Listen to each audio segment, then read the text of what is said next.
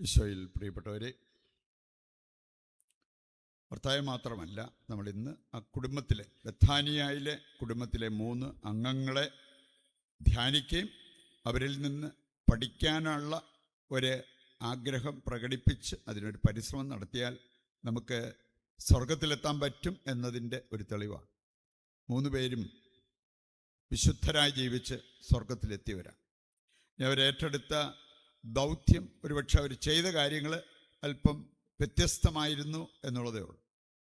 നമ്മുടെ ശുശ്രൂഷ ജീവിതത്തിന് ആവശ്യമായിട്ടുള്ള 3 പ്രധാനപ്പെട്ട ഘടകങ്ങൾ ഈ 3 വ്യക്തികളിലൂടെ നമുക്ക് പഠിക്കാൻ പറ്റും. വളരെ പ്രധാനപ്പെട്ട ഒരു കാര്യമാണ് ഇന്നത്തെ ആദ്യ വായനയിൽ നമ്മൾ മനസ്സിലാക്കിയ കാര്യം. ഒരു കുടുംബത്തിൽ ഉണ്ടായിരിക്കേണ്ട ഏറ്റവും പ്രധാനപ്പെട്ട കാര്യം പരസ്പര സ്നേഹം, കരുതൽ. അത് ഈ കുടുംബാംഗങ്ങൾക്കുണ്ടായിരുന്നു. അപ്പം അതുകൊണ്ട് 3 പേരും സ്വർഗത്തിലെത്തുകയും ചെയ്തു. അവർ വലിയ കൺവെൻഷൻ നടത്തി, അല്ലെങ്കിൽ അങ്ങനെ എന്തെങ്കിലും ഇടിവെട്ട് കാര്യങ്ങളൊക്കെ ചെയ്തിട്ടാണോ ഇങ്ങനെയൊരു അവസ്ഥയിലെത്തിയത്? അല്ല എന്ന് നമുക്കറിയാം. നമ്മൾ കാണുന്നുണ്ട് ജ്ഞാനത്തിൻ്റെ പുസ്തകം 6:10. വലിയ ബ്രഹ്മാണ്ടം കാര്യങ്ങളൊന്നും ചെയ്യാൻ പോകേണ്ട കാര്യമില്ല. നമുക്ക് ദർശനവരം ഇല്ലേലും പ്രവചനവരം ഇല്ലേലും സ്വർഗത്തിൽ പോകാൻ പറ്റും. ജ്ഞാനം 6:10 പറയുക, വിശുദ്ധമായവ വിശുദ്ധിയോടെ കൈകാര്യം ചെയ്യുന്നവർ വിശുദ്ധരാകും. വിശുദ്ധ കുർബാനയേക്കാൾ വിശുദ്ധമായിട്ടുള്ള എന്താ ഉള്ളത്? ഈ വിശുദ്ധ കുർബാന വിശുദ്ധിയോടെ കൈകാര്യം ചെയ്താൽ മതിയെന്ന് പറഞ്ഞാൽ നന്നായിട്ട് ബലി അർപ്പിക്കാൻ നല്ലതുപോലെ പ്രാർത്ഥിച്ചൊരുങ്ങുക, പാപങ്ങളൊക്കെ ഒഴിവാക്കി ജീവിക്കുക. വിശുദ്ധ കൊച്ചു ത്രേസ്യയെ സംബന്ധിച്ചിടത്തോളം ഒരു ബലിയിൽ നിന്നും അടുത്ത ബലിയിലേക്കുള്ള യാത്രയായിരുന്നു അവരുടെ ജീവിതം. ഏറ്റവും പ്രധാനപ്പെട്ട പ്രോഗ്രാം ബലിയർപ്പണം. മറ്റു കാര്യങ്ങളൊക്കെ അപ്രധാനം. നമുക്ക് വേണമെങ്കിൽ പ്രധാനപ്പെട്ട ഒരുപാട് കാര്യങ്ങളുണ്ട്. പിന്നെ എവിടെയെങ്കിലും നമ്മൾ ബലിയർപ്പണം ഒന്ന് തിരികെ കയറ്റിയിട്ടുണ്ട്, അത്രേ ഉള്ളൂ. അങ്ങനെയല്ല പോകേണ്ടത്. ഏറ്റവും പ്രധാനപ്പെട്ട പ്രോഗ്രാം ബലിയർപ്പണമാണെങ്കിൽ ബാക്കി എല്ലാ കാര്യങ്ങളും അതനുസരിച്ച് നമ്മൾ ക്രമീകരിക്കും. കത്തോലിക്ക സഭയുടെ മതബോധന ഗ്രന്ഥം വായിച്ചാൽ അവിടെ പറഞ്ഞിട്ടുണ്ട്, നമുക്ക് പല രീതിയിലുള്ള പ്രാർത്ഥനകൾ, നൊവേനകൾ, അങ്ങനെയുള്ള കാര്യങ്ങളെല്ലാം ഉണ്ട്.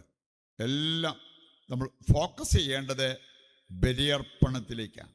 അതിനുവേണ്ടിയുള്ള ഒരുക്കമായിട്ട് മറ്റു കാര്യങ്ങളൊക്കെ നമുക്ക് കാണാൻ പറ്റണം. അങ്ങനെയുള്ളവർക്ക് നന്നായിട്ട് ബലിയർപ്പിക്കാൻ പറ്റും, അവർ സ്വർഗത്തിൽ പോവുകയും ചെയ്യും. അതുകൊണ്ട് ഇത് എത്ര പ്രാധാന്യം കൽപ്പിച്ച് നമ്മൾ കാണേണ്ടതാണ് എന്നുള്ളത് വചനം തന്നെ കൃത്യമായിട്ട് നമ്മെ ഓർമ്മിപ്പിക്കുന്ന കാര്യമാണ്. സാധാരണ ഈ പത്രോസ്, പൗലോസ് അപ്പസ്തോലന്മാരുടെ തിരുനാൾ ആഘോഷിക്കാറുണ്ട്. പത്രോസ് എന്ന് പറഞ്ഞാൽ അധികാരത്തെ സൂചിപ്പിക്കുന്ന ഒരു വ്യക്തിയാണ്. പൗലോസ് എന്ന് പറഞ്ഞാൽ തീക്ഷ്ണമായിട്ട് ഓടി നടന്ന് മിഷൻ പ്രവർത്തനം ചെയ്ത ഒരു വ്യക്തി. ഒരു ക്രിസ്ത്യാനിയുടെ ജീവിതത്തിൻ്റെ അവിഭാജ്യ ഘടകങ്ങളായിട്ട് നിലകൊള്ളേണ്ട 2 കാര്യങ്ങൾ നമുക്കറിയാമല്ലോ. യേശു പഠിപ്പിച്ചപ്പോൾ ചിലരത് കേട്ടിരുന്നവർ പറഞ്ഞൊരു കമൻറ്റ്, അത് നമ്മൾ മത്തായിയുടെ സുവിശേഷം 7-ാം അധ്യായം 28 അവിടെ പറഞ്ഞിട്ടുണ്ട്. സാധാരണ നമ്മുടെ ഈ നിയമജ്ഞരും പരിസേയരും പ്രസംഗിക്കുന്ന പോലെ അല്ല കേട്ടോ, ഒരു വ്യത്യാസമുണ്ട്. അധികാരമുള്ളവനെ പോലെ അവൻ പ്രസംഗിക്കുന്നു.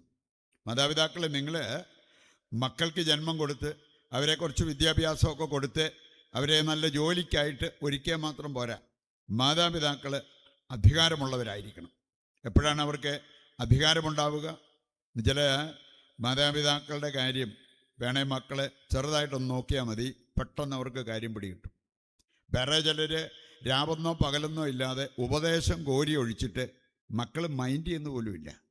അധികാരം ഉണ്ടേലേ ഉള്ളു ഒരു നോട്ടം കൊണ്ട് പോലും നമുക്ക് അവരെ തിരുത്താൻ പറ്റത്തുള്ളൂ, നേരെയാക്കാൻ പറ്റൂ എന്നുള്ളത് നമ്മൾ അറിയണം. ഏതാണ് ഈ അധികാരം? നമ്മളെ പ്രഘോഷിക്കുന്നത് ജീവിക്കുന്ന കാര്യമായിരിക്കണം. അതാണ് യേശുവിൽ കണ്ടത്. അതുകൊണ്ടാണ് അവർ പറഞ്ഞത്, ഇവൻ നിയമജ്ഞരെ പോലെ പരിസരെ പോലെ അല്ല, അധികാരമുള്ളവനെ പോലെ പഠിപ്പിക്കുന്നു. ഇതിന് ഈ ആത്മീയ ഗുരുക്കന്മാർക്കും മാതാപിതാക്കൾക്കും ഒക്കെ സാധിക്കുകയായിരുന്നെങ്കിൽ ഒത്തിരി പിള്ളേർക്ക് ഉതപ്പ് വരാതെ നേർവഴിയിൽ അവർ പോകുന്ന ആ ഒരവസ്ഥയുണ്ടായേനെ. അതിന് നമ്മൾ പ്രത്യേകം ആഗ്രഹിക്കണം. പത്രോസ് അധികാരത്തെ സൂചിപ്പിക്കുന്ന വ്യക്തിയാണ്. പൗലോസ് നമുക്കറിയാം, അപ്പോസ്തല പ്രവർത്തനം അതിൻ്റെ ഒരു 10-ാം അധ്യായം തുടങ്ങി 28-ാം അധ്യായം വരെ ഒന്ന് വായിച്ചു കഴിഞ്ഞാൽ തീ പിടിച്ച മിഷണറി പോലെ ഓടി നടന്ന് പ്രവർത്തിക്കുന്ന ഒരു വ്യക്തിയായിട്ട് നമുക്ക് പൗലോസിനെ കാണാൻ പറ്റും. ഇത് രണ്ടും ക്രിസ്തീയ ജീവിതത്തിന് ആവശ്യമാണ്. ഒരു നാണയത്തിൻ്റെ രണ്ട് വശങ്ങൾ പോലെ. ഏതാണ്ട് ഇതുപോലെ ബഥാനിയായിലെ കുടുംബം നമ്മെ പഠിപ്പിക്കുന്ന ചില കാര്യങ്ങൾ, ക്രിസ്തീയ ജീവിതത്തിന് ആവശ്യമായിട്ടുള്ള ദി ഇമ്പോർട്ടൻറ്റ് 3 പ്രധാനപ്പെട്ട കാര്യങ്ങൾ അത് നമുക്ക് പഠിക്കാൻ പറ്റും. മറിയത്തിൻ്റെ ജീവിതത്തിലേക്ക് നോക്കിയാൽ നമ്മൾ കാണുക, കർത്താവ് തന്നെ പറഞ്ഞൊരു കാര്യം, ബെറ്റർ പോർഷൻ. മറിയം നല്ലത് തിരഞ്ഞെടുത്തു. അതിൻ്റെ ഇംഗ്ലീഷ് ട്രാൻസ്ലേഷൻ വായിച്ചാൽ ബെറ്റർ. മർത്തായുടെ മോശമായിരുന്നെന്നല്ല, മർത്തായുടെ പോർഷൻ ഗുഡായിരുന്നു, പക്ഷേ ദിസ് ഈസ് ബെറ്റർ. അപ്പോൾ നമ്മുടെ ജീവിതത്തിൽ നമ്മൾ ഏറ്റവും പ്രധാനപ്പെട്ട ഒരു കാര്യമായിട്ട് നമ്മൾ കാണേണ്ടതാണ് പ്രാർത്ഥനാ ജീവിതം. പ്രാർത്ഥനാ ജീവിതം അതില്ലാതെ നമ്മൾ തലയും കുത്തിമറിഞ്ഞ് അധ്വാനിച്ചെന്ന് പറഞ്ഞാലും വലിയ ഫലമൊന്നും കാണണമെന്നില്ല. മർത്ത അധ്വാനശീലിയായിരുന്നു. ചിലർ മർത്തായെ അടച്ചങ്ങോട്ട് കുറ്റപ്പെടുത്തും. ഇന്ന് കുടുംബങ്ങളിലാണെങ്കിലും ചിലപ്പോൾ അങ്ങനത്തെ ഒരവസ്ഥ. വേണേ അവർ പ്രാർത്ഥിക്കുന്നവരോ ഇച്ചിരി പ്രാർത്ഥിക്കാൻ കഴിവുള്ളവരോ ഞാനാണ് നിന്നേക്കാൾ ഭേദം എന്നുള്ള ആ ഒരു ചിന്ത, അത് ആത്മീയ അഹങ്കാരമാണ്. അത് അപകടകാരിയാണ്. മറ്റൊരാൾ ഒരുപക്ഷെ നമ്മളെപ്പോലെ പ്രാർത്ഥിക്കുന്നില്ലായിരിക്കാം, പക്ഷെ അവർക്ക് അവരുടേതായിട്ടുള്ള നന്മകളും കാര്യങ്ങളൊക്കെ ഉണ്ടായിരിക്കാം. അത് നമ്മൾ അംഗീകരിക്കണം. മർത്തായുടെ ജീവിതത്തിലേക്ക് നോക്കിയാൽ നമ്മൾ കാണുന്നുണ്ട്, മർത്ത വളരെ ഉദാരമതിയായിരുന്നു. മർത്ത വളരെ അധ്വാനശീലയായിരുന്നു. മർത്ത ഈ സധൈര്യം ദൈവത്തിന് വേണ്ടി, ദൈവരാജ്യത്തിന് വേണ്ടി നിലകൊണ്ട വ്യക്തിയാണ്. ഇന്ന് ഇഷ്ടം പോലെ സമ്പത്തും സൗഭാഗ്യങ്ങളും ഉണ്ടെങ്കിലും മർത്തായെപ്പോലെ വേണേ ശുശ്രൂഷകരെ വിളിച്ച് ഒരു ഭക്ഷണം കൊടുക്കാനും അല്ലെ അവർക്ക് വേണ്ട കാര്യങ്ങൾ ചെയ്തു കൊടുക്കാൻ എത്ര കത്തോലിക്കർ തയ്യാറാകുന്നുണ്ട്. ഇവിടെ നമ്മൾ കാണുകയാണ്, യേശുവും ശിഷ്യന്മാരും 12+1 13 പേര് അവർക്ക് ഭക്ഷണം ഒരുക്കാമെന്ന് പറഞ്ഞ നിസ്സാര കാര്യമായിരുന്നു. അത് വേണ്ടപ്പോഴൊക്കെ ചെയ്തിരുന്നൊരു വ്യക്തിയാണ് മർത്ത. വളരെ ഉദാരതയോടുകൂടി, അതൊന്നും ഒരു പാഴ്ചലവല്ല എന്ന് ചിന്തിക്കാൻ പറ്റിയ വ്യക്തിയാണ് മർത്ത. അങ്ങനെ ഒരു നന്മയുണ്ടായിരുന്നു. അതുപോലെ തന്നെ നമ്മൾ കാണുന്നുണ്ട്, യേശുവും ശിഷ്യന്മാരും അവരേതാണ്ട് നൊട്ടോറിയസ് ആൾക്കാരായി മാറി എന്നുള്ളത് വേണേൽ പറയാം. കാരണം ഇവര് കൈ കിട്ടിയ പിടിക്കുക, കൊല്ലുക, അങ്ങനെയുള്ള ചിന്തയിൽ സമൂഹം കണ്ടിരുന്ന സമയത്ത് പടിവാതിക്കൽ വന്നു നിൽക്കുന്ന യേശുവിനെയും ശിഷ്യന്മാരെയും ധൈര്യമായിട്ട് അകത്തേക്ക് വിളിച്ചു കയറ്റുന്നവരെ കാണാൻ പറ്റും. നമ്മളാരെങ്കിലും കോളിംഗ് ബെൽ അടിക്കുന്ന കേട്ട് വന്ന് കതക് തുറന്ന് നോക്കിയപ്പം ബില്ലാടൻ പുറത്ത് നിൽക്കുക.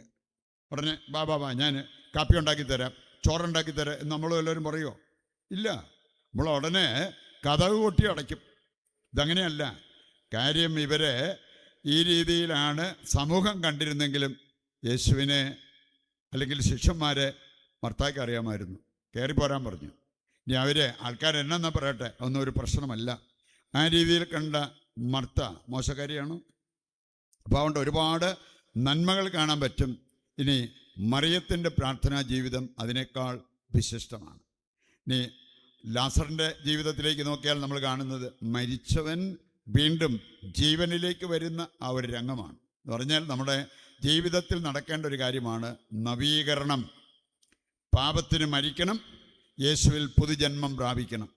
ഈ 3 കാര്യങ്ങൾ നമ്മുടെ ജീവിതത്തിലുണ്ടെങ്കിൽ എന്ത് മനോഹരമായിട്ട് നമ്മുടെ ക്രിസ്തീയ ജീവിതം നയിക്കാൻ പറ്റും. അത് സ്വർഗത്തിനുള്ള ഗ്യാരണ്ടി നമുക്ക് നൽകുന്നു എന്നുള്ള കാര്യം മനസ്സിലാക്കിക്കൊണ്ട് അപ്രകാരം ജീവിക്കുവാൻ നമുക്ക് തീരുമാനമെടുത്ത് ഈ കുടുംബത്തിലുള്ള ഈ 3 വ്യക്തികളുടെ മാധ്യസ്ഥം തേടി നമുക്കിന്ന് പ്രത്യേകം പ്രാർത്ഥിക്കുകയും ചെയ്യാം.